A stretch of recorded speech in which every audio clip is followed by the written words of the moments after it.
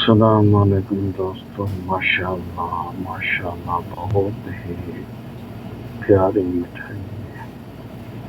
मीठी ईद की मीठे तोहफे। माशाअल्लाह दोस्तों, ये जो नाम बाजार में गए थे तो हमने तो खैर वो फलूदा खाया था। तो ये जो है ना, एक मिठाई की दुकान है, बहुत ही प्यारी मिठाई बनाते हैं और बहुत ही टेस्टी होती है माशाअल्लाह।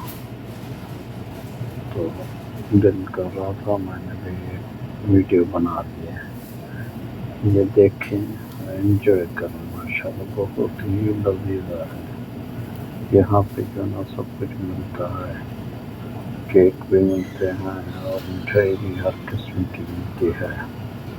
देखें, एंजॉय करें और चैनल को सब्सक्राइब भी कर दिया करें।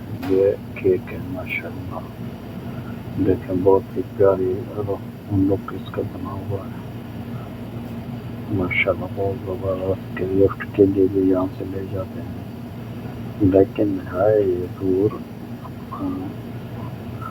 अशरफिया का इलाका है, सऊदी अरब में। तो उधर है अपने पाकिस्तान में है।